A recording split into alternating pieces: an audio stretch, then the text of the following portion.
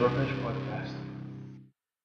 Well, we may have preemptively recorded about 6 times before we started the episode, but we're here to talk Gibberpish, aren't we, Dom? Yes, we are back again for episode 12? 12. Episode 12. We've been doing this for 3 months now. This is the exact same as the end of the last episode, so if you're listening on catch Callbacks. up, you just heard the same conversation twice with a nice guitar riff in the middle, so, Yeah. silver lining, I suppose. Yeah, every cloud has one. Speaking of silver linings, Scotland are winning rugby games. Yes, we are. And Sports section is going to get out of the way real quick. yeah, we're going to get that one done with because we realised we're a geek podcast. We might talk about comic books, video games, video game movies, and comic book movies. We've been talking about a hell of a lot of sports recently. I suppose it's one of the things, if you can be geeky about whatever you Yeah. want.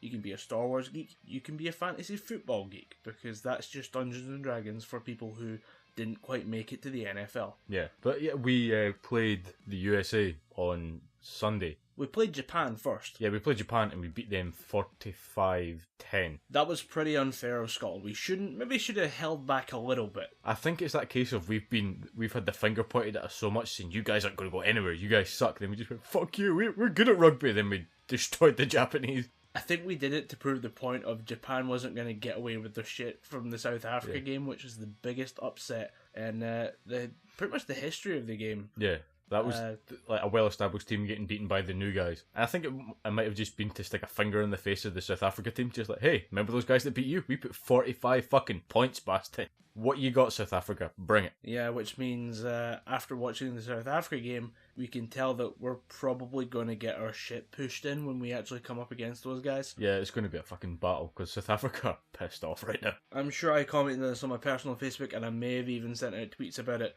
The fact that Dom was kind of right when he said that the first team to play South Africa is going to get a beating that they didn't really deserve. And Fiji got the living shit kicked out of them at the weekend. I thought it was Samoa. Samoa. Samoa, yeah, it was Samoa. Yeah, because it was RSA Sam. Yeah. On the TV screen, because I actually saw part of it. But I'm guessing you watched the whole game. I didn't actually catch the South Africa game. I was watching my niece, so I had to sit and watch mind-numbing children's television. But Dora the Explorer wants to explore. Fuck Dora the Explorer. I want to watch rugby. Yeah, She knows the rules, but you caught the game. A brief I caught the last 20 minutes of it in a sports bar, and I want to commend every rugby player or rugby fan who goes to watch a game, because we behave ourselves in public.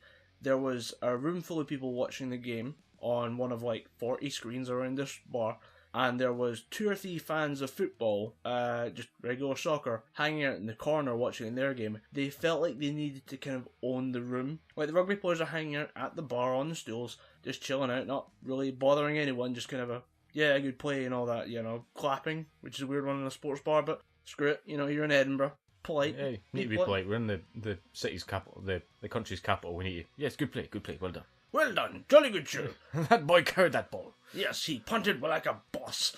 And for some reason, the football fans on the other side of the room feel the need to scream and cheer. Yes, come on, get in, back of the net. Every time someone touches the ball. Amateur, come on. Yeah, just like if you're in a room full of rugby fans, you know for a fact they could drown you out. Just if Scotland if whatever team they were supporting were winning, the rugby songs come out anyway. People just start singing like any rugby song that they've heard on tour from rugby. You could drown you out anyway. Don't try and drown out a rugby team is basically what I'm trying to say there. It will not end well for you. Yeah, but I enjoyed watching the end of that game. It's just interesting to see when you get to, rugby game, 80 minutes, and then when you get to minute 70 and you've got that like 20-point lead, to see the team go, okay, time to take it up a notch. It's not really a game anymore, it's just bullying. It's just beating the living crap out of people. I don't know if you saw that, I mentioned it to you in a message that... their number 8 was just bullying grown men. Yeah, that dude managed to push a fully, built rugby player with one hand off of him. Twice in the space of 5 minutes. He just palmed a human being out of the way. God damn, that's a big man. And just to quantify what Colin is saying, Samoans are not little people. Samoans are big dudes. Samoan little people are little people. Samoan rugby players are huge. Yeah, like 7 foot tall, like big guys. Yeah, but it was almost uncomfortable to watch. You probably watched the Scotland games. I watched the Scotland USA game, and that was uncomfortable to watch for the first half, maybe say 20 minutes, 30 minutes, it was very uncomfortable to watch because Scotland only really get a head of steam behind them maybe at the 31st minute or the second half. They start to get like, right, we need to get into this game, we need to get some points behind us. I think at one point it was 10-11 just before halftime, and then Scotland finally woke up because USA, they quite frankly went to shit. They were obstructing the ball all the time, they were offside, they were just completely and utterly amateur. They had the lead, then I think they'd done the whole thing of, well fuck, we have the lead, let's try and do as much as we can to disrupt them. And the ref was just giving Scotland penalty after penalty. And then they built a lead off of that, then scored 3 tries within the first 10 seconds, first 10 minutes of the second half. And at that point, the USA's heads just kind of went, shit, we need to buck this up, or Scotland are going to beat us again. Or Scotland are going to beat another team, then we'll have to play them again. It's not going to be fun. So, being as objective as you can be about the Scottish national team, do we actually have a good-looking team, or are we playing consistently? Because it seems like we're getting that consistent win, but we are playing against lesser teams. We're not playing against well-established teams. The USA they're not really technically proficient at rugby. They're fast. Yeah. And they can carry the ball well, but they need to have speed to do it. They have no bulk. They have no heft to their team. Right. Whereas Japan had a lot of bulk to their team, but no speed, which is why Scotland just picked apart their defence. Right. Against South Africa, we're going to have to bring out our big hitters. I mean, our scrum half, Greg Laidlaw, he's going to have to stay on for 80 minutes. Right. Just to get the team going. Same with our 10, Finn Russell. Right. They're going to need to stay on that pitch just to keep everybody going. There's going to be no injury time. And our big hitters, our forwards, are not going to change. The front row, I suppose the substitute hooker that we've got, which is the guy in the middle of the scrum that hooks the ball back, not a prostitute for any of our American fans. We don't have hookers in the middle of the scrum. So the hooker, he'll probably have to go off and he'll get replaced by, I think it's a guy named Cowan. I think it might be Grant Cowan, or I might be misquoting something there. But he's a stronger hooker than Ross Ford, so I think he might be the only interchangeable one. Apart from that, I think the entire team is just going to stay as it is, and if we have any chance of beating South Africa. Right. I looked at New Zealand's game as well, because the New Zealand game is one I always dread, even though they're really shit at rugby. Was that the New Zealand-Namibia? Yeah, that was unfair. That was unfair again. Another just kind of a classical team just beating the shit out of the new guys. Yeah, it's like, hey guys, we're Namibia, we're here to play rugby. Who's New Zealand? Are they good guys? Are they a good team? Wait, why? They're all huge. This guy looks like he's played rugby for years. That guy looks really... that guy just ran, 40 metres in, 6 seconds. How can I stop that? Help. Just the one nerdy guy in the picture is like, well, speed equals velocity, and oh shit, there he goes, he just scored a try. He was on his try line 10 seconds ago. Oh, yeah, it's going to be really tough for us to now have to start playing. It's almost like a couple of warm-up games, not to disparage Japan and America too much, but those are games that we should have been expected to win. When it comes to the big matches, are we ready, do you think? I think we're ready for South Africa. South Africa they're a good team, they always will be a good team, but I think they've got that aggression behind them now. Right. They lost to the new guys. They've got that fire going. I think against New Zealand, we're going to have to grind out a win. That's going to be a tough game. And further on past that, I think the ones to really watch are maybe Wales. Right. I don't think England are going to... As much as it's like... I missed Wales-England, but I'm assuming that Wales won for some reason. I don't know, I never watched the game. Although I felt like I did watch the game because all the fucking commentary on every single other match was, and we have England versus Wales coming up in a couple of days, we cannot wait to see that game. Like, shut the fuck up, we're watching Italy versus Canada. I don't give a fuck about England versus Wales. Incidentally, Italy kicked the shit out of some lumberjacks. Yeah? Yeah. That's kind of... I mean, Italy have always been pretty good. Italy they've been a fairly consistent team. I wouldn't really say they're one of the better teams. They're a good team, but I wouldn't really say they're on the level of, say, like Ireland or maybe to an extent Wales or England. I wouldn't really say they're on that level, but they're a good team. And I think they were just a bit annoyed at the 45-point destroying that Scotland gave them in the test matches, and they just laid everything on the line against Canada, ground out a win. Again, it was another case of bullying in the second half. They just went try after try after try. At that point, Canada just kind of dropped the head and went, well, we'll have to prepare for the next game because we'll fucking lost this one. Right, just a quick technical update. England did get beat by Wales. 28 to Wales, 25 to England. That's good. Ooh. That's good. It's just enough. Just a little bit of salt in the wound. Yeah, I know I'm Scottish and I'm predispositioned to hate England anyway, but when England lose by such a small margin, it makes me a happy man. Oh yeah. Especially because when you Google these games, the first piece of news that comes up for most places is just a straight scoreline. Yeah. The first result from this was reactionary. It was all about the media going up and interviewing old England players and asking them could they have made apparently there was a very important final kick, and that would have helped England claim a victory or something like that. I thought they gave them the extra. Or if you said it was 25-28. 28-25 Wales, so it would have brought it to even. Then you've got to play. Yeah, they would have brought them up to. They would have brought England up to 28 points with a conversion, and then they would have played on after that. Yeah. At which point they could have scored another try. I think it's one of those things where it's the kick that could have changed it, the pivotal moment. But you look at it and think, I don't care. Yeah. Screw you guys. England got beat. It's only because it's their tournament, they're hosting the World Cup, they're expected to do well. But you find that most people that host a big event, they don't do too well in it. Yeah. Because they're too worried about everything else that's going on in their home country.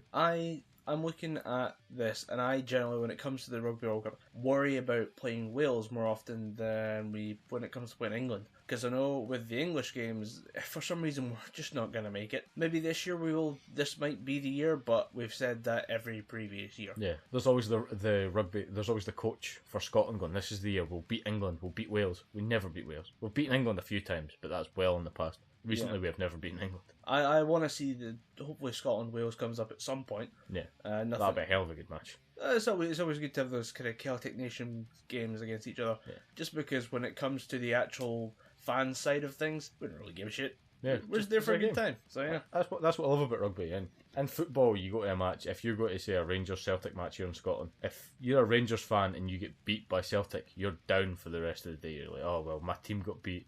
We got robbed, whatever.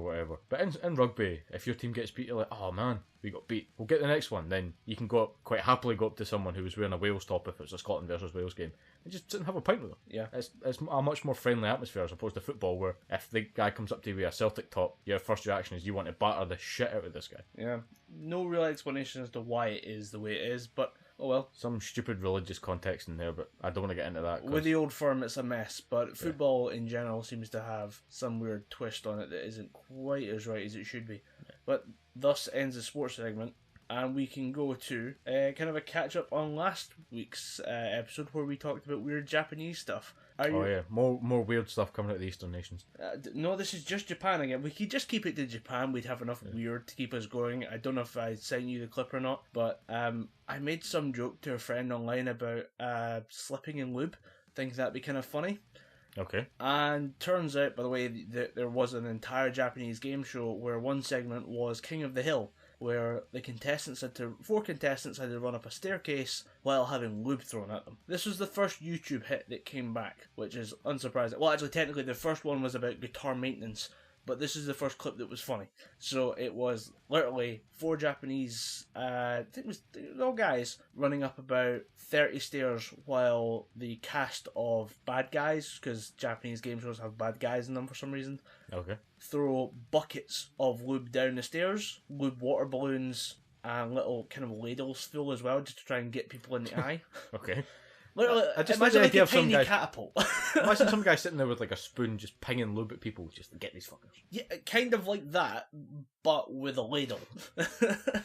And little hand buckets. And it was absolutely hilarious because non-carpeted stairs, obviously, it's just like incredibly slick floor and stuff. So the second you lose your footing, you're just down and away. I'm surprised no one lost a tooth. Yeah. But you see, is it like just a flat, like a smooth platform, or is it like stairs? It's stairs. Oh. It's stairs. That's a broken rib if somebody falls wrong. Yeah, I have no idea how nobody was dead at the end of this. Do standards and practices know about this? You got to think some form of health and safety exists. Yeah. TV commission is just going to go, this doesn't look safe, and you're putting lubricant on these things. Fuck it, do it. I don't care. These guys sign a waiver. The waiver for this was huge. Yeah, and there's a big clause on the last page. If you break anything, we're not liable. Especially if you slip and lube. But what was brilliant was half the stairway kind of splits into three parts. There's the left, the middle, and the right. The left-hand side slides down into a pool of lube. So does the right-hand side. But down the middle, you just keep sliding down to a half pipe, and you can literally see people get to almost the top, and then they slip and have enough momentum to go all the way down the stairs, slide up the half pipe, which is like 10 feet away from the bottom of the stairs. So that's quite a lot of travelling distance, but obviously there's no surface friction. And then it goes up, and then they can slide right back down, and then they in turn get hit by the next person coming down the stairs. I love Japan, but again, health and safety, fucking nightmare. What was brilliant though was at the end of the clip they win by, this is where it gets really weird. At the top of the stairs is what looks like an old woman sleeping in a bed. They win by jumping into the bed with her. Covered in lube. Yes. Japan. No subtitles. No clue what's going on. Is that the name of the show? Just Japan. Just Japan. Here we go. Season 3, starring the guy from Red Dwarf. He's in there somewhere. Yeah, Craig Charles. He's announcing it. I thought that was the name, but wasn't entirely sure. Yeah. Nevertheless, they win. They grab him, but the evil characters decide to send the entire bed down the stairs. The bed with the old lady in it. The old lady. I really hope it was someone in an old lady costume. Otherwise, they threw an old lady down some lubricated stairs. She goes straight down. Like, 3 other people follow her. 2 of them go into the pits on either side, full of lube. One guy somehow made it stay at the top. And then the third person, who was actually in the bed with the old lady, ends up following her, but too slow to quite make it. So he kind of slides down afterwards.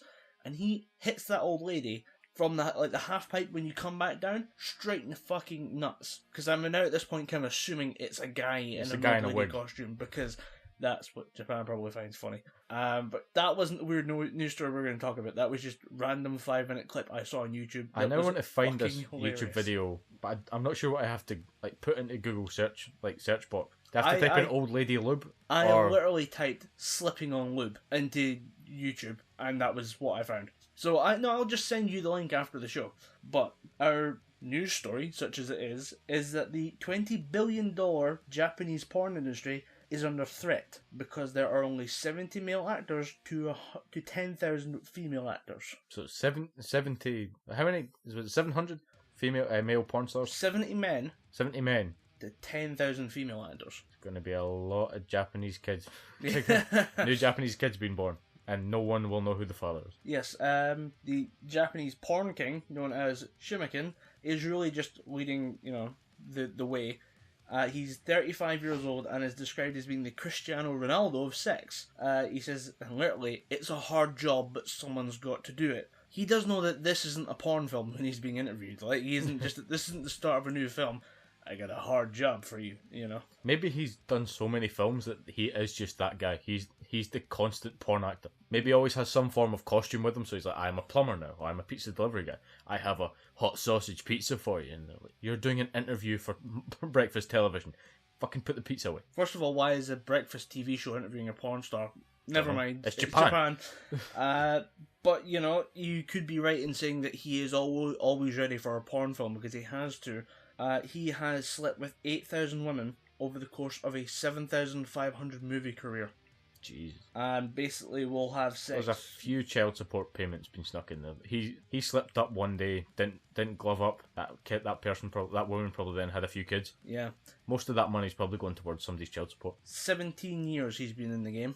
Fucking hell. Damn, son. And yeah, he says he's making 2 or 3 movies a day, which is just unbelievable. But he's saying that the industry is going to be, not worth it very much because people get bored of seeing the same thing every day. It's just him again and again and again with all these women, and they want variety. So they're appealing for more male actors to come forward for porn films.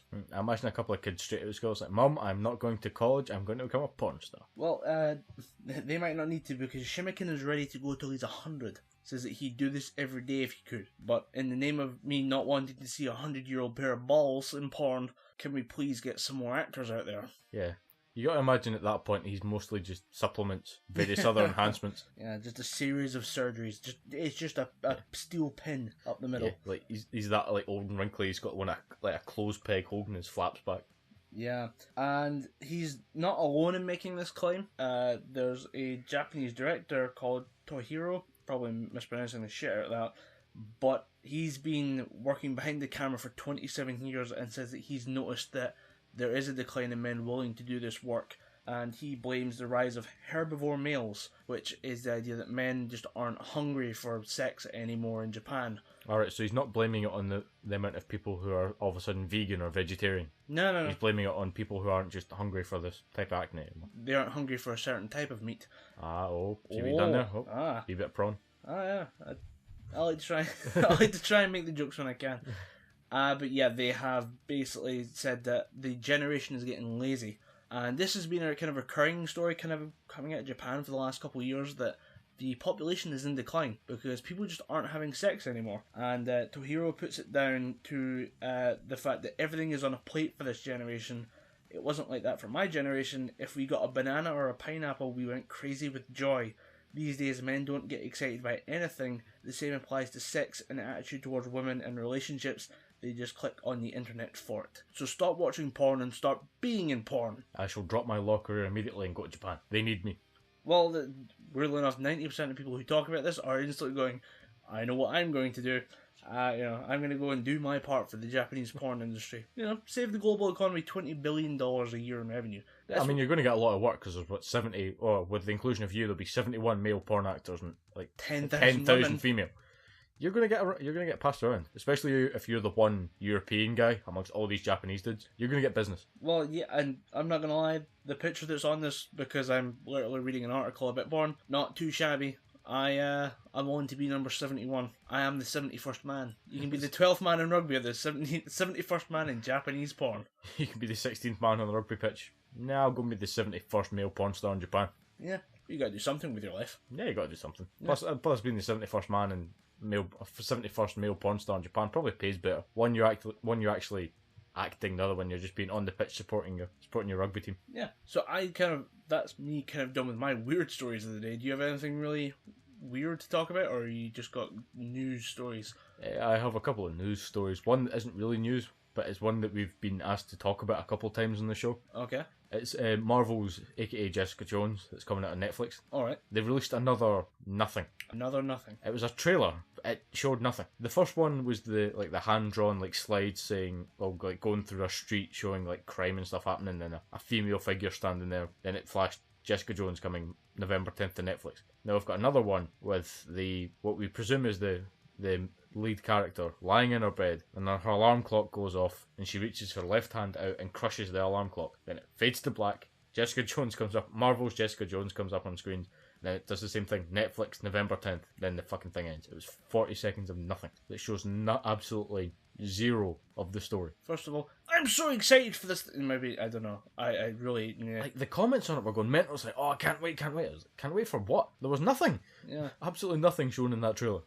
My other point was, have you went frame for frame through every piece and scanned for any hint to the Avengers universe? Unless there's a tiny little Iron Man symbol tattooed on her arse cheeks. There's nothing in that trailer. Because she's in a black tank top and black panties. She's just lying in her bed. You can see her legs and stuff.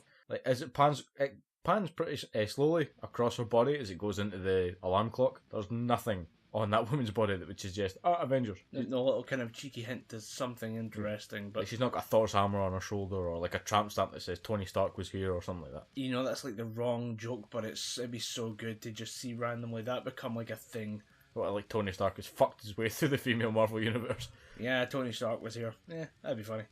Black Widow goes for a shower. She sees TS on her shoulder. Motherfucker got me. He just goes around with a Sharpie pen signing everything. Done that. Walks up to Scarlet Witch. Done that. That's my face you're drawing on. Yep. You were asleep. There was a line that was pretty damn far over the line. Yeah, I can't even see the line. Yeah, so it's weird that I'm the one calling the line, but I'm usually the one who gets told that I've maybe went a bit too far with things. Yeah, I forgot to mention why I was in a sports bar for on Saturday, because I don't normally go out. But I thought you were just going to link it back to your drinking problem. Well, that reared its ugly head. But I was there to see Epic Rap Battles of History live. For those of you who don't know, it's a YouTube channel pitting two characters against each other, or two or more. Can be real or fictitious. I mean, we've had Batman versus Sherlock Holmes. Yeah, that was pretty good. I just like how they made Robin a gay circus kid. Which essentially, minus the gay part, is what he is. Yeah, is he not some kind of acrobat? Yeah, Dick Grayson was an acrobat. Most of them have some kind of acrobatic background. Or some other kind of shtick, Tim Drake was a genius, but he got pulled out of school because he was lazy. Yeah. Then Jason Todd was an angry little fuck who could fix cars really quick. But I went to see it live, and I had no idea what to do, because first non-metal gig, and also first time ever just kind of going to Edinburgh for a gig that was really interesting.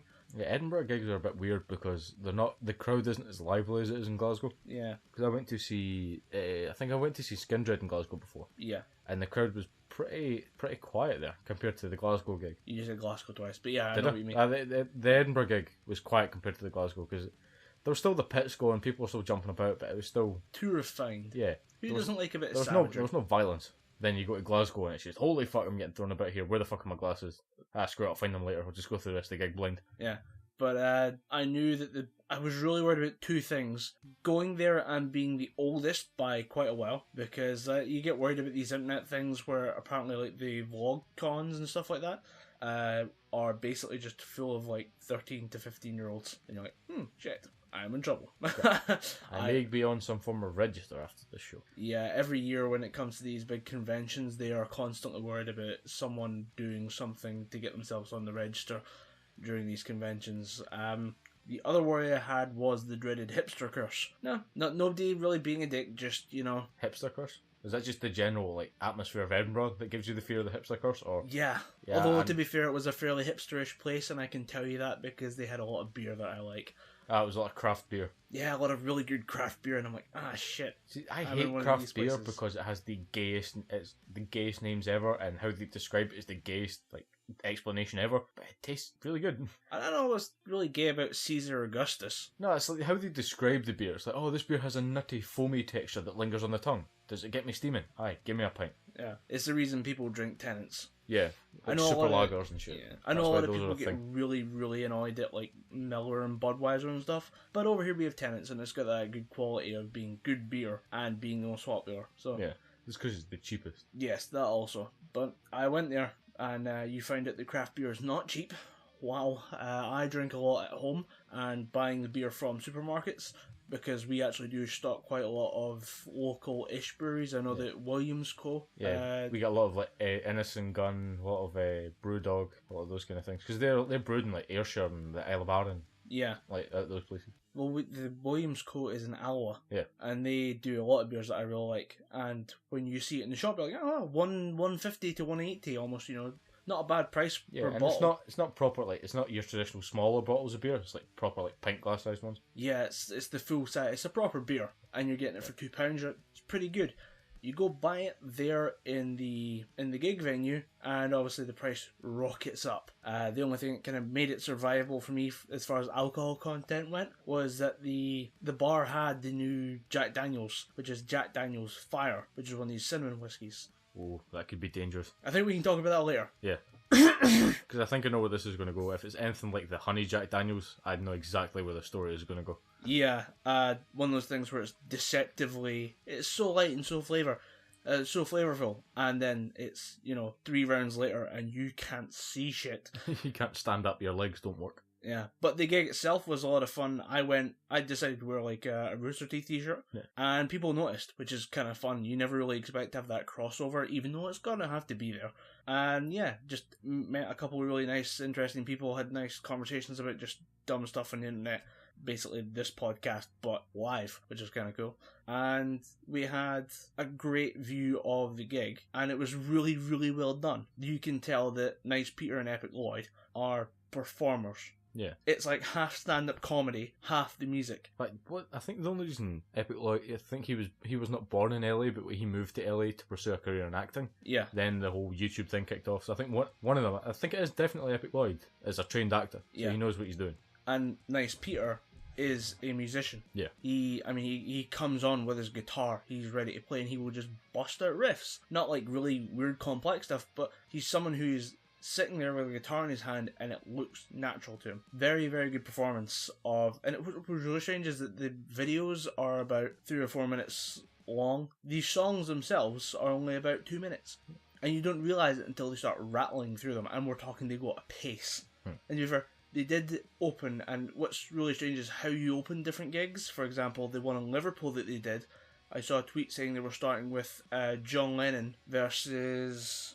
it's John Lennon's one versus, what's his name, Bill O'Reilly, which is their first video, but they were doing that because John Lennon, Liverpool. Yeah. They opened the Scotland gig with Hitler versus Vader. Really? You think Yeah. they opened that with William Wallace versus George Washington? They wanted to build to that. Ah, right. That was on the playlist, and it was very, very good. But they also, as well as doing like a really like cold open, like straight into, here is a guy pretending to be Hitler rapping against Darth Vader, which is really, really funny. They told the audience, we will do audience participation. For example, can we have someone to play Goku? So they did Goku versus Superman with some kid from the audience. And it got to later on, they decided to do Hitchcock versus Spielberg.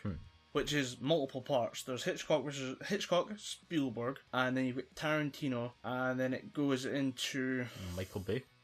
Michael Bay's the finale, but there is the guy who did 2001: A Space Odyssey. Oh, Kubrick. Stanley Kubrick. Yes, that started, and they went through Spielberg's part. They went through Hitchcock, which is really funny as well, just because it's Epic Lloyd pretending to be Alfred Hitchcock with a great voice for it. Somebody jumped up from the audience, grabbed a mic, and just did Tarantino's part. Awesome. The entire audience loses their shit because he nails it. And then that guy was asked, do you want to be Albert Einstein for Albert Einstein versus Stephen Hawking. Yeah. Which is a really weird set to do, but also really difficult. The cadence isn't, like, they wanted someone to do it because they can't do it themselves. Yeah. Because the speed of delivery on some of these is so fast. Yeah, I know the ones where they get George Watsky in, like the Dr. Seuss versus whoever the hell it was. Oh, Dr. Seuss versus William Shakespeare. Yeah, they had George Watsky in playing Shakespeare, and just how quickly he rattles through it. You'd have to get him to come through and do it.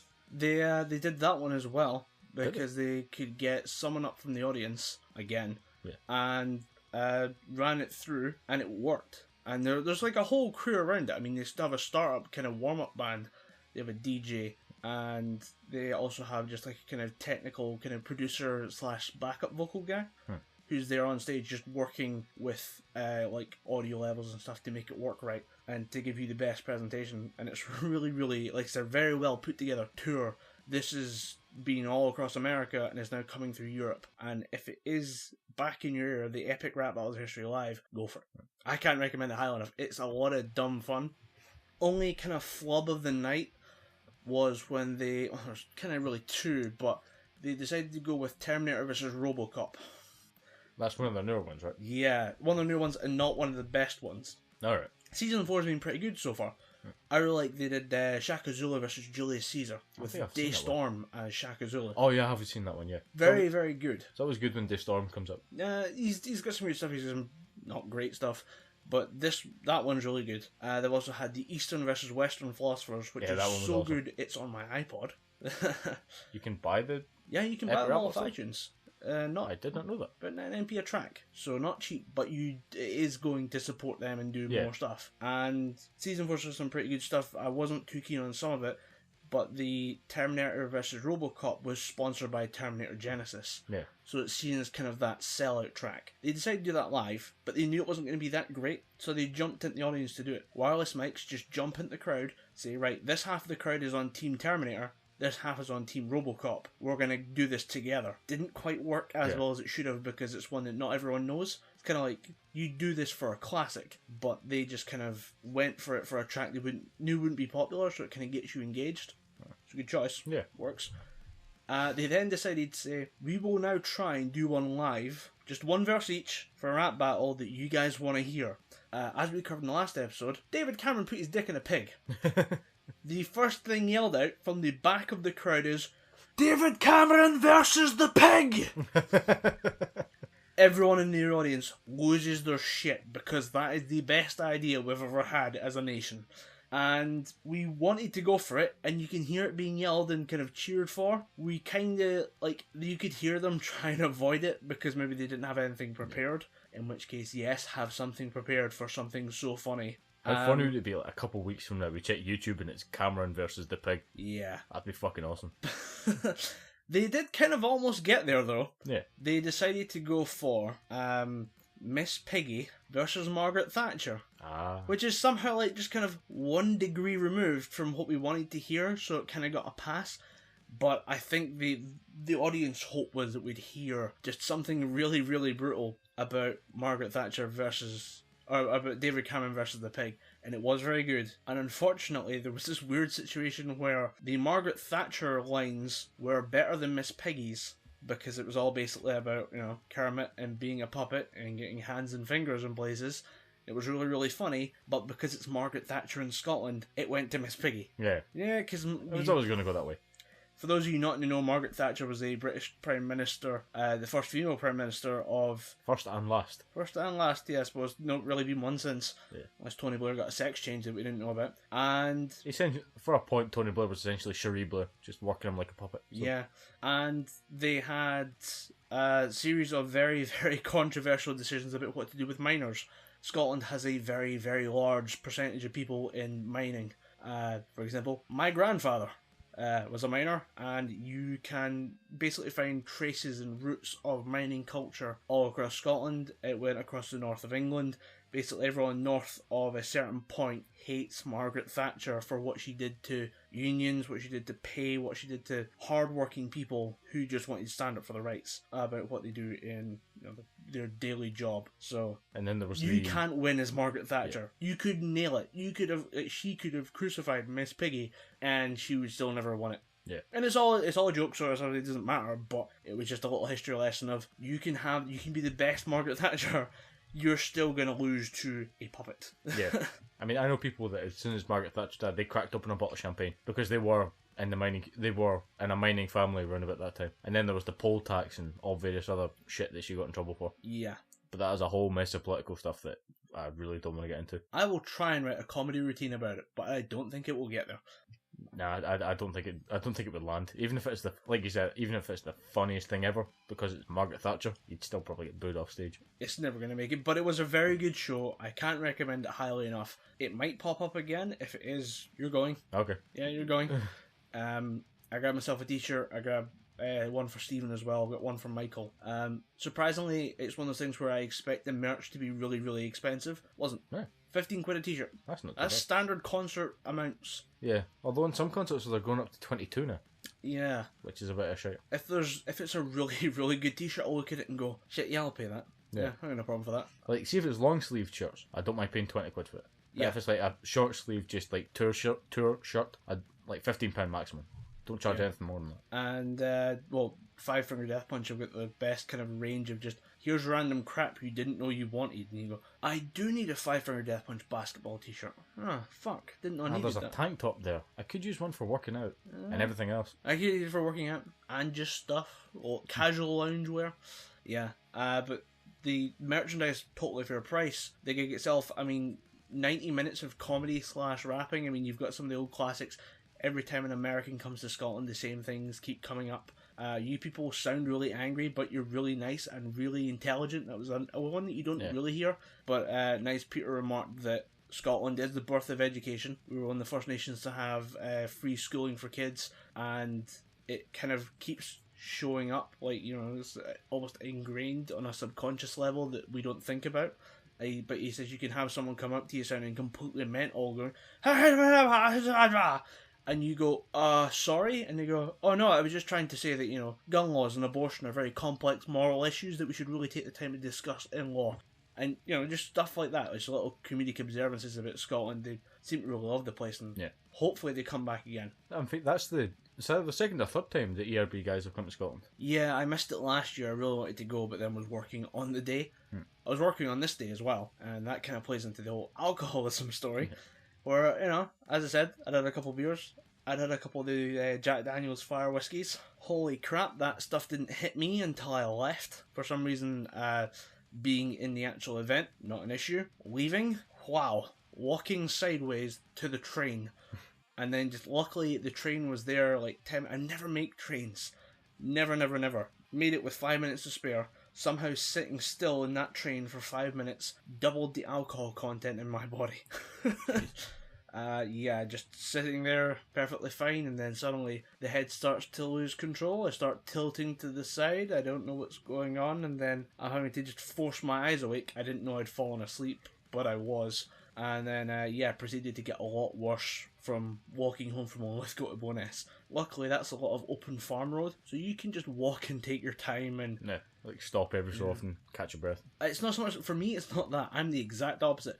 I start sprinting. Well, drunk is a very bad idea. I'm a drunk sprinter. I'm an awesome drunk sprinter. I could take Usain Bolt. I'm saying it right now. Me versus Usain Bolt uphill. I'm hammered. He's at peak performance. I reckon I've got him.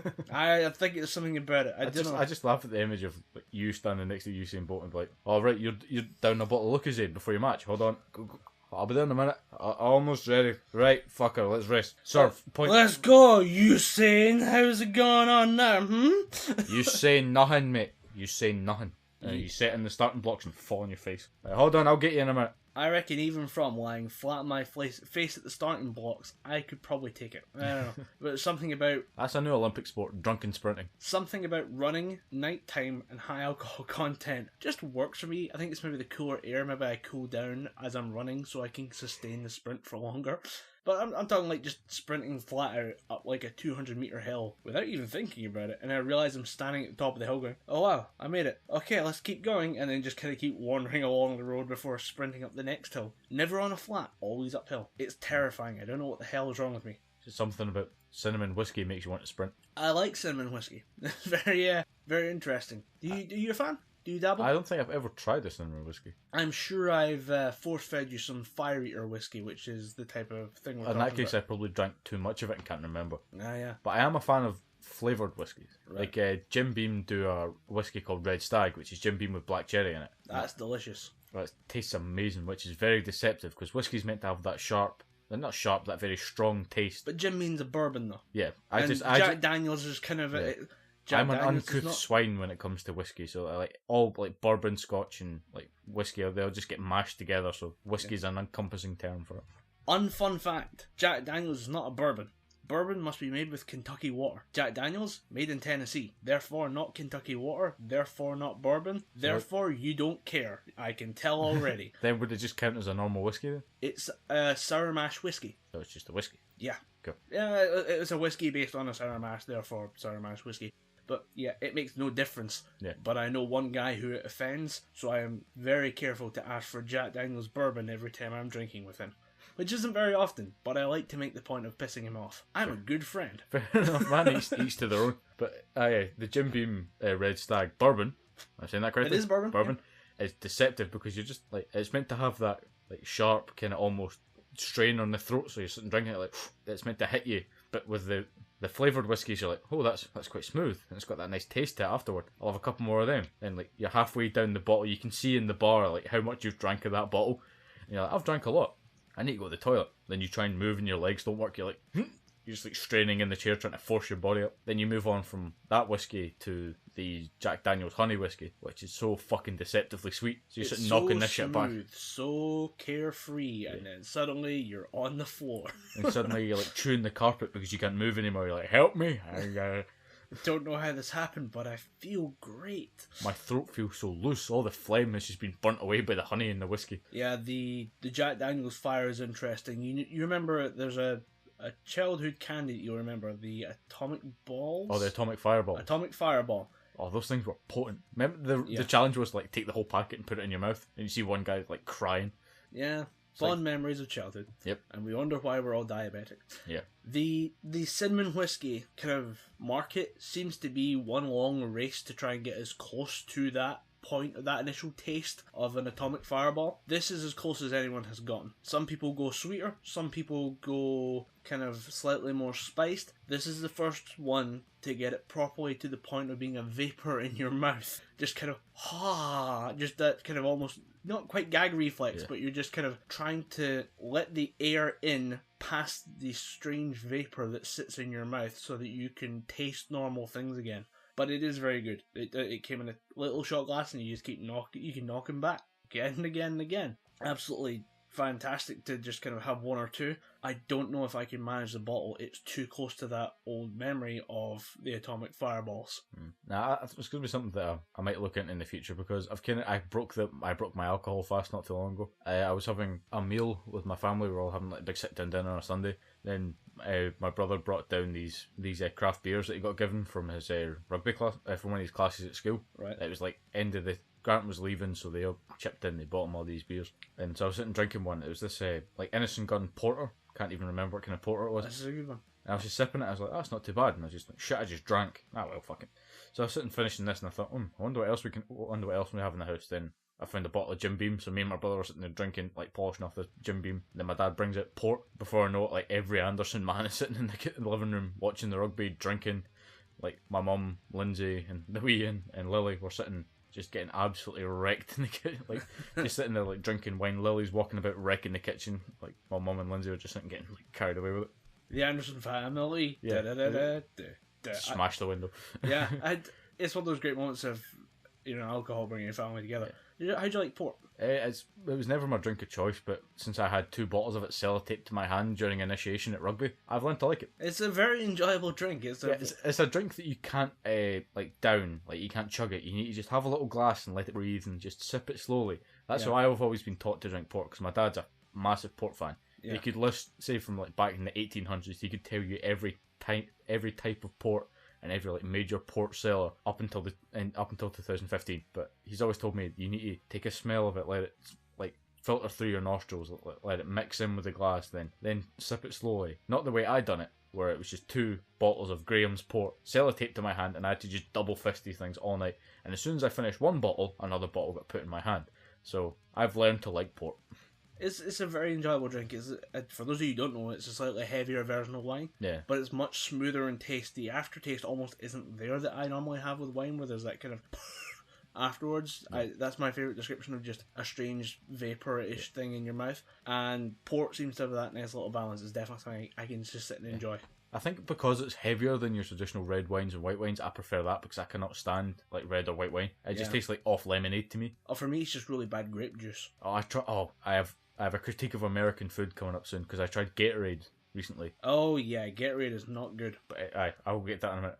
The reason I prefer port over, because like I said, it tastes like off lemonade or off grape juice. It just doesn't taste nice, and it gets you fucking hammered really quickly. If you drink an entire bottle of wine to yourself, you go from a nice Cabernet to fucking what, mate? Just cracking people in the face because you're that drunk. Although I really love mead. Mead? I think I've tried mead a couple times. I'm sure I've handed you glasses of this stuff. And I was surprised at how good it was, because I thought mead, when you think mead, you think it's going to be moonshine, but then it was pretty good. Like surprisingly smooth for a drink that you associate with a Viking. Yeah, the taste. It's pretty nice. The taste. Tasteful Vikings. Yep. But just them going, we shall ransack a village, but first our mead. They wouldn't have Gatorade though, apparently. No, Gatorade was fucking disgusting. I bought 3 bottles that they had available in Tesco and Falkirk. Because they have an American section now. You can get like Butterfingers, Mike and Ike's, Cheetos, Twinkies, and quite a few American cereals. Although in most American cereals, they have a thing saying try it or it's free, enjoy it or it's free. Somebody's went along with red and blue tape and covered it up, because the amount of people that came in after trying it saying, I don't like it, I want it for free, I want my money back. Wow. Within the first week of opening this American section was staggering. So Tesco in Scotland have just blacked out or like covered up the sign saying try it or it's free. But Gatorade, I bought I think it's called like Fruit Crush, which is the light blue one, and I brought the Fruit Punch, which is the red one. Those 2 were fine. They just tasted like red and blue Powerade. But then I bought the Grape Thirst Quencher sports drink, and it was fucking disgusting. Do you remember the bouncy ball, like the footballs used to get, that were scented? Yes. Like, they used to get them at the fairground. Yes. It tasted like they smelled. I tried it a few years ago. I was in America and went into a store and happened to see Gatorade. I was like, I've heard of Gatorade, I should try Gatorade. And I had the same experience of it being just water with a bad aftertaste. Yeah, it was just water with some sugar and a bit of colouring in it. It was fucking horrible. Yeah. Although I'd probably have the blue one again, because that tasted the most like something, that tasted the most decent. But the grape one, holy crap. It kind of had the same normal taste of any other grape juice, like a Welch's or something like that. Yeah. But it had this weird aftertaste. It just felt like there was sugar like dissolving on your tongue. It was fucking horrible. I would never have that shit again. I think maybe they've changed the formula, because I remember it just being very bland. Oh no, this wasn't. It was like a fucking like Mike Tyson with a glove made of sugar and fake grape juice, just punching you in the face repeatedly. It was horrible. Yeah, I can't see that being very popular over here, but yeah, we're not a fan. Like even as obese as some like news sources claim Scotland is, we're not that really big on like overly sugary drinks, with the exception of the one being Iron Brew. Yeah. But even at that, compared to some of the drinks from America are about as double the amount of sugar in them than Iron Brew. Iron Brew's not even as sugary as, say, that bottle of Gatorade I had last week. It's weird. I don't want to get into American food, because that's like 6 different rants that we could go on.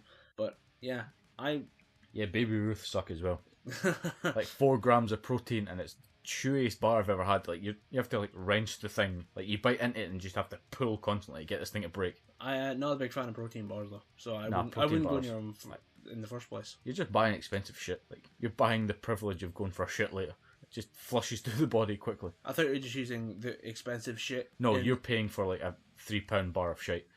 Alright, because sometimes we have that habit of the way we use, for example, the word fuck as a apostrophe. Comma. As a comma. We kind of have the weird word that we use shit in the concept of just being a thing. Yeah.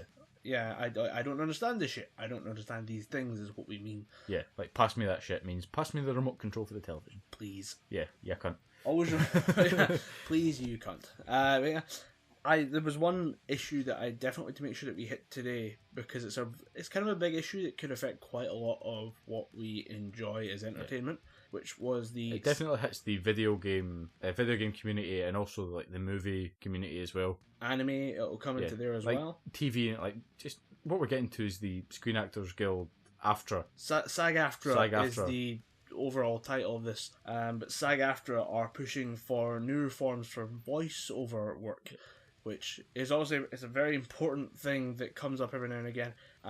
Is basically workers' rights with regards to how long they work and how much they get paid and when they can take breaks. What technically qualifies as stress-free situations.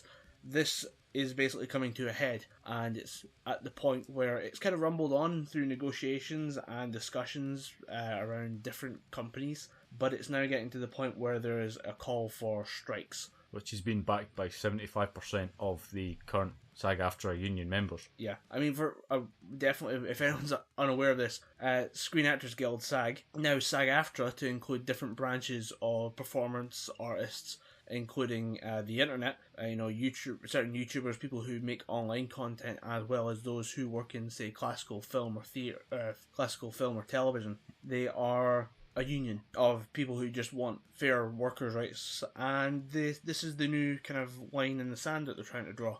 And they have been working at this, trying to draw the line properly for weeks, maybe months, about voiceover work, because they now include voiceover artists as well. And as people who consume a lot of anime and video games, voiceover work is unbelievably important. Yeah. The main thing that they're trying to push for is, like Colin said, they're just trying to get everything more on an even keel with the bigger screen actors. Well, let's say the bigger screen actors. You probably get the voice actors doing more work than these on-screen actors, but they get paid less for it.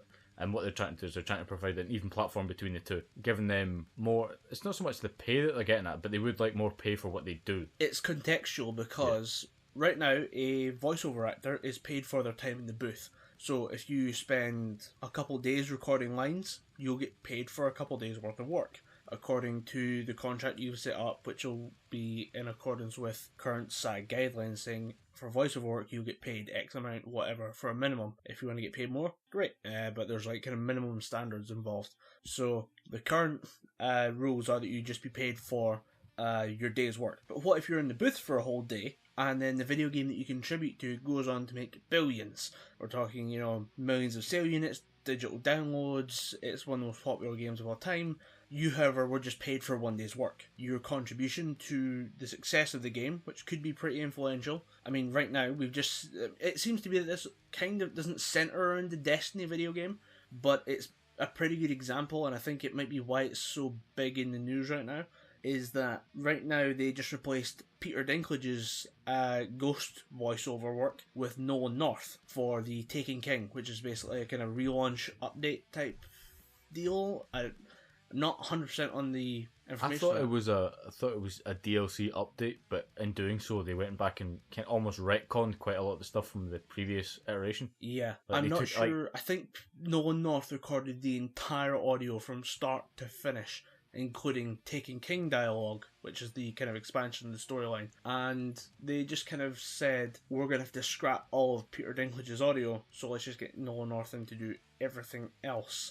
So this big kind of kerfuffle about changing a voice and a character, how does that change the game? And it does change the game dramatically. So this is where it becomes an issue of the performance of the voice actor clearly matters, because we had a voice actor doing it before. Lukewarm to kind of negative reception almost. Yeah, he was not well received by gamers. I've heard the word cop-out used quite frequently. They were trying to sell their game more, so they got in a big-name actor who didn't give anything to the role. Although there are also counter-stories of the fact that what Peter Dinklage thought was like a basic read-through of script, like they did it all like just kind of more casually and on the fly than sitting him down for a proper recording session where it was very heavily directed. There's rumours around that he just thought it was a read-through. Yeah. And he didn't realise that they were just recording the audio properly for the game.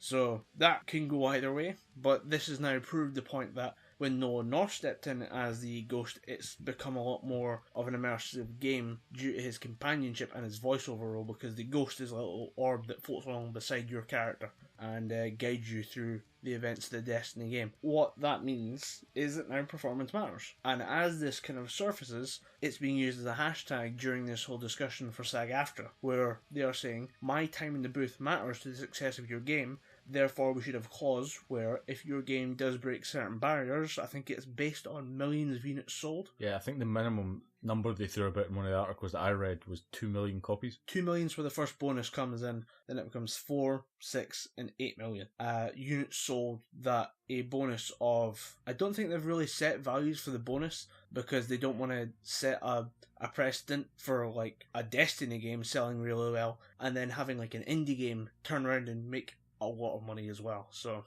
it could get very interesting.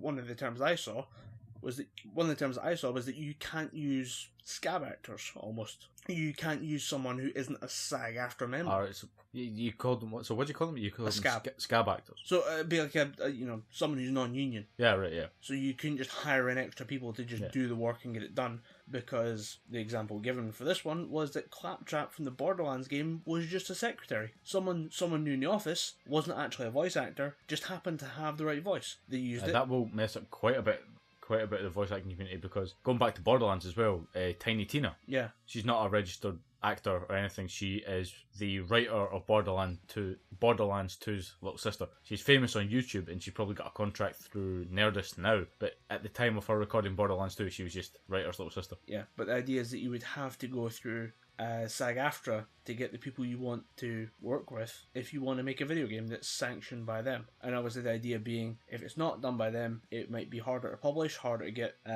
promotional work done for them, less attractive basically. The idea that you're not making a fully qualified licensed product might not sell as well. So it becomes a very interesting debate of how much SAG-AFTRA are willing to just kind of force this to happen, because it seems like it's going to work. I think these kind of union rules are going to come through. Well, they definitely have enough clout within that community to make it happen, because the people who have signed off on this already are big names like David Hayter, who's Solid Snake, Jennifer Hale, who's been in so many damn video games that we need an extra sub-podcast to list them all. Yeah, I mean, you got so many big talented names sitting there ready to support your cause. I reckon it's going to get pushed through. And if the strike is successful, they're going to have to push these through anyway, because you've got with the amount of big names that they've got signed off, no video games are going to get made. Because Troy Baker, who has been in every video game, every next-gen video game that I own on the PlayStation 4, he has been in some capacity.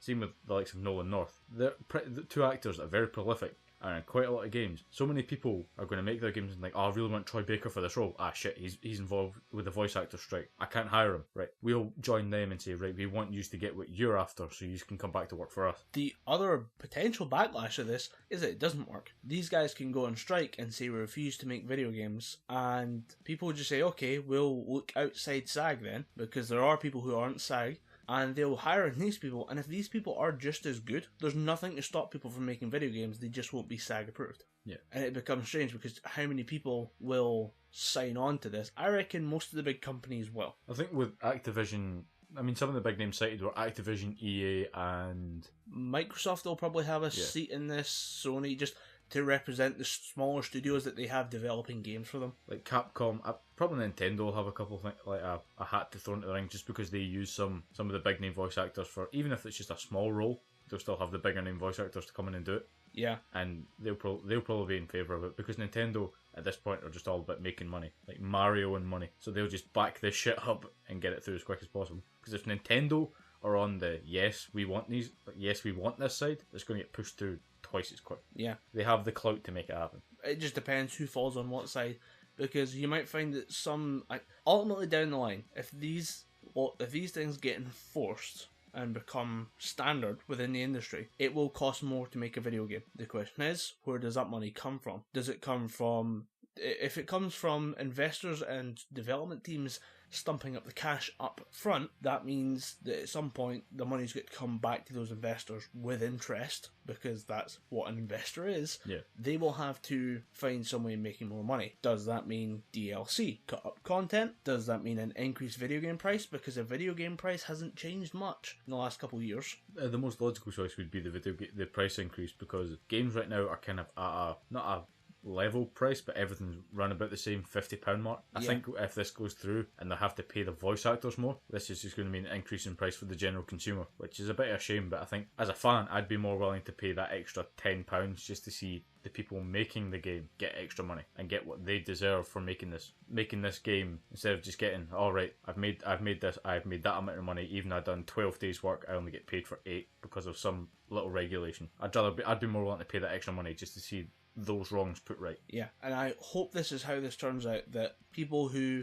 consume the content are willing to pay more knowingly, not like they are willing to sign on to the idea of, yes, I will support these actors even if it means that I'm paying more money. I'd like to see that happen. Maybe it will, maybe it won't, but I'm hoping that the community doesn't fight back too much against this, because although some of it is based on money, because people do deserve fair pay. For example, one example given was that the Princess Peach voiceover artist, I don't know the name of the voice actress. She can knock a game out in an 8-hour session. She's given an 8-hour pay packet. That game, because it's a Mario game, will sell millions of copies, and she will be part of that world. She's part of that success, therefore she should have more money. That's fair. But some of these are just kind of almost like they don't want more money, it's more about just kind of safe working conditions and good practice. So for example, limiting down stressful recording sessions to 2 hours. So, I don't know about you, but that'd be the likes of your video games when you've got to put a deep, gravelly voice on to make your character seem like a badass. That's dialogue. Yeah. This is screaming. Now, I don't know about you, but we kind of struggle to talk for 90 minutes. Yeah. I do. I know I do. Especially when I've got a sore throat. Last couple of episodes, I've just been hearing myself just cloaked up and nosy and, yeah, I like to talk about this. But I haven't made it properly, even fully healthy. I don't know how I'd do with a 90-minute recording session for this podcast. 2 hours of screaming or 2 hours of yelling, I'd be screwed. Yeah, I mean, the most famous story of that is Sean Schimmel, the voice of Goku, when he was recording Super Saiyan 4 transformation in that series that no longer exists. As soon as he finished doing that scene, he collapsed to the ground, just because he was pushing out so much air and giving his dialogue. And he was screaming so much during the transformation, he just collapsed at the end of it. And the rumour was within the hour he got pushed back into the booth to continue it, but he probably volunteers like, right, I'm fine, I'm going to go back to work.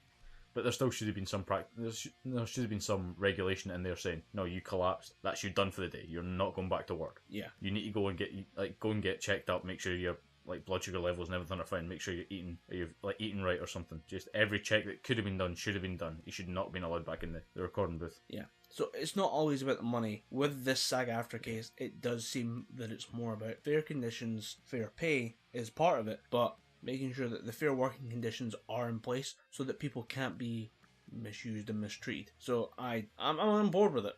Yeah. I'd like to see more information come out, and I'd like this to be a very public and open process, and for people to just kind of acknowledge what they're signing and talk about it more openly. Right now, you've got a lot of the voice acting community, because these guys are celebrities and stars with fans, are obviously having a pretty good time explaining their side of the case. I'd be interested to hear the other side of the argument about why this stuff shouldn't, or why this stuff might be better written. I don't know, maybe some people want to set different values to that. Maybe a stressful session should be 3 hours to make sure that you can get it done in one take. Yeah. For example, like danger pay for screaming apparently might be an issue, because there's an issue that you could blow your voice out and you could have someone stuck unable to do voiceover work and regular acting work for 2 to 3 weeks because they have no voice left. Yeah, because the director of that says, nah, you'll be fine, scream for 4 hours straight, you'll be fine. So I look forward to kind of hearing more about that. It'll be an interesting one to keep track of, because whichever way this goes, it's going to impact all the community, like all the TV, anime, video game, movies. It's going to affect them in a big bad way. Yeah. I wonder who qualifies as... I mean, there's certain things about the Screen Actors Guild, like the fact that you have to basically sign on or not get involved at all after a couple of productions. You have like 3 productions you can be in and then out. you can't be involved in anything more. It can be as little as background work, or it can be a full-blown, like, you're the star of a main production. You can get 3 of those in, and then you're either in the guild or you're out. So I wonder what the lines are for video games. Does background? It's just weird. I've loads of little nitpicky technical questions about all these type of things, which I do for everything. Yeah, I think with in terms of the voice acting, if you're in the background just doing like extra voice, like you're just a voice in the background, you can do that quite a lot. Yeah. But as soon as you do it up to a certain point, you have to register with a union. Yeah. Any one of the unions. But if you're main character in one video game, then you are the title character in an anime. You have to sign on with a union after you do that anime. Yeah. If you do more than one voice acting job of a different genre, if you do one video game, one anime, one movie, after that you have to sign with a union. Or there's certain things in place that you can't work with certain companies. Yeah. You have to be part of a union to work with. Just say, I know you have to be a part of a union to work with Cartoon Network. They only accept union registered voice actors, which is pretty smart because they only want the best voice actors to work with their content. Why not go with people that have been accepted by a really big name union like SAG-AFTRA? Yeah. We'll sit back and we'll watch this and we'll just kind of keep an eye on it, see what happens with it. But I think that pretty much just closes out the show. A little bit shorter than normal, but yeah. I think for content we've got what we did, dumb drinking stories. Yeah, talks about sports. We got sports out of the way nice and quick. We got Japan in there, pretty much covered everything. Which might be a new section in of itself, just like, oh, Japan, what have you done this week? Yeah. We could switch it out because I think people might get bored of us not understanding the Japanese culture. Yeah. We swap it out for Japan one week, Florida the next week. Florida. Is there something weird coming out of Florida next week? It doesn't matter. It's Florida. There's always something horrible coming out of Florida. Like Japan's weird. Florida is horrible.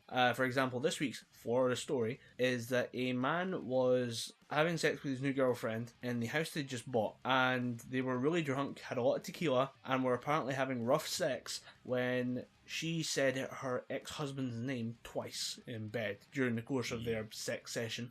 And he went nuts and literally, I don't want to actually make a literally joke because it's not going to be correct, because she allegedly passed out, or his version of the story is she passed out, smashed the door like with her head or something like that, and then was lying on the ground. What the cops found was a woman lying very badly beaten, punched in doors, broken glass, damaged walls, and parts of her intestines around the building. Because he has at some point during this black and drunk out been violating her with what's called a flat iron, which it's for like curling your hair. Oh, right. When I say violating, that was only one place that has went. A bottle of beer, and then has put his hands inside her and taken chunks of her intestines out. Fucking hell. Yes, like this is what Florida is right now. I mean, do you not remember there was the face biting story where the people were getting hand bath salts? Ah, yeah, I remember that. All that was out of Florida. Fucking, I remember hearing about the bath salts and just like barricading myself in my room for a month. Just like, nope, this shit's coming to Scotland apparently. I'm just going to bolt it and stay in my door and like hide with my replica Lancer behind the door. Rev it up a couple times if anyone comes to the door. Yeah, but we could do Florida versus Japan for the ultimate. It'd be a case of, I'm trying to think of the best thing, because Japan's kind of weird. Let's go with kind of like Dr. Zeus characters versus Freddy Krueger and Jason for Florida. Yeah.